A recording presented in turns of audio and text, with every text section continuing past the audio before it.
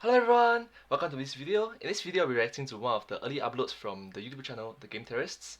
I'm a huge fan of their work and I hope that you like their content as well. Yeah, let's get on to it. This video is around 2011, I think, so it's around 10 years ago, a decade ago, around there. If you do like this, oh my gosh, I forgot. If you do like this video, please consider to like, share and subscribe to my channel and comment down below if you have anything to share. Thank you so much, let's start. Stick your derrick in a hole and roll out the barrels, cause Wow. we're getting crude. Roll out the barrel. We've got the blues on the run. Hello Internet, welcome to Game Theory. Hello. Today's episode will probably be, but is not meant to be, my most controversial one to date as we cover hot button topics in international politics framed against gaming's most hot button title. So cram yourselves into your Speedo because we're taking a dip in the life stream. What can be said about Final Fantasy VII that hasn't already been beaten to death 100 times over by countless fan sites? Nothing. Good, done, roll credits. Good, learn about nothing, cause I'm tackling a game that is impossible to say anything new about. But seriously, no one ever really looks at how much fantasy is actually in the Final Fantasy games, and you may be surprised by how realistic the 7th installment actually is. For the uninitiated, here's what you need to know. Lifestream in the game is spirit energy, the soul of the planet, existing underground in a form that looks a whole lot like my computer's default screensaver. Without getting too detailed, it's basically a collection of souls from all plants and animals that have lived and died on the planet. Mako is the name given to Lifestream in its liquid form, and it contains huge amounts of concentrated energy that a company named Shinra learned to harvest and convert into electricity. Shinra then gained a monopoly over this technique and basically took over the world, politically and economically, by being the sole provider of the planet's power. That's right, a world-dominating utility company. And they don't even own the waterworks. Evil power company. Oh, this is a Monopoly reference. So it's electricity, plant, and waterwork. Companies. Oh, Square, you and your imagination. Or not. Lifestream, an underground source of energy made from dead plants and animals, sounds a whole lot like fossil fuels to me. Coal, gas, and petroleum, which are found underground and are made from compressed plant and animal matter, accounting for around 86% of the world's total energy needs. And of those, none is more precious than oil, black gold, Texas tea, which handles 1/3 of the world's energy consumption, topping 50% in some regions. Imagine, if you will, the following. Oil companies suddenly withholding their supplies. A world without oil. We would be crippled as cars would rust with empty gas tanks along the streets, and the 50,000 planes in the air each day would be grounded, ceasing all trade and shipping. It's like right now during COVID-19 situation, all the cars not driving as much, all the planes not flying as much. Yeah, who need bus? Who needs oil? I read the bus. Products made from oil, which includes everything Right, from not makeup to medicine and anything plastic, would be no more. Food wouldn't make it into the cities, and the world would grow dark as there would be no means to transport coal, whose burning produces 40% of the world's electricity. In short, a world in chaos.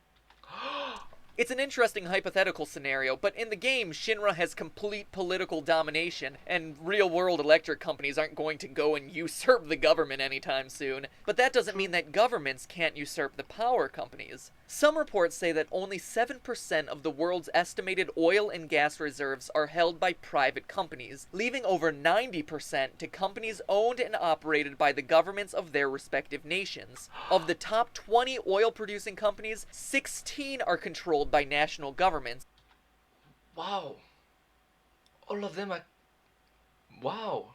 Including the world's most valuable That is one rich baby. company, Saudi Aramco, with an estimated value between $2.2 and $7 trillion. $1 trillion. Wow. My gosh. Can you imagine if a group of these oil-rich countries got together in an alliance to dictate who got the oil? Well, you don't have to, because that organization exists. It's called OPEC, the Organization of... Oh, this is the Avengers Assemble reference. which I'm probably sure he doesn't know about it. That there's a movie making it 9 years later down the road in 2019. There's the Endgame, Avengers Endgame.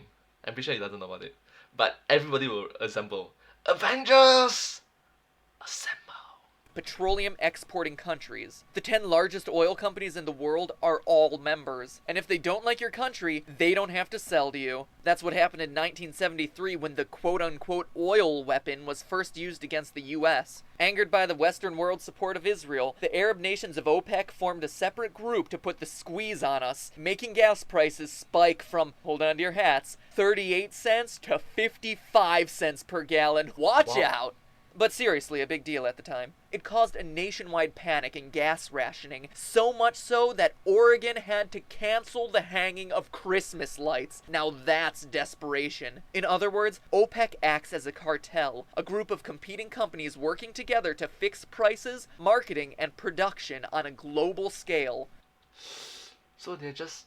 Oh, And here's the other thing. You know how Shinra formed its own cities like Midgar, built its own military, and used its tremendous wealth to pay for experiments with genetics? Well, that's not a fantasy either. Saudi Aramco has built multiple compounds where its employees live. Some are able to hold up to 11,000 residents. And with nearly half of Iran's national budget coming solely from oil and gas revenue, any soldier or scientific discovery coming from the country belongs to some extent to the oil company. So as awful Uncle pun. Wait. Awful pun in. Ben said, with great petrol comes great responsibility.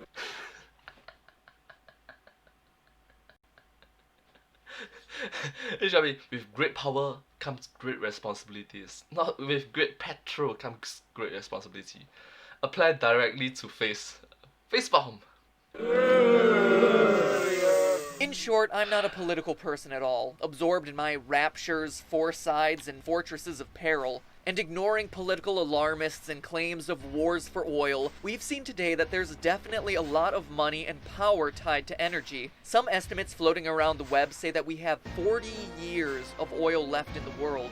40 years! It seems improbable to me, but even still, just imagine it. Shinra gained total control when they were the only ones left with a means of producing energy. Wouldn't it be the same for the last ones controlling the oil supply? Yeah, the Final Fantasy series has come up with some bizarre stuff. I mean, come on, a gun sword? And the gun doesn't work? That's stupid. But the take-home message today is that the story of Final Fantasy VII might not always remain just a fantasy. Unless, of course, the meteor business comes true. Ooh. Touch wood. You better knock on wood.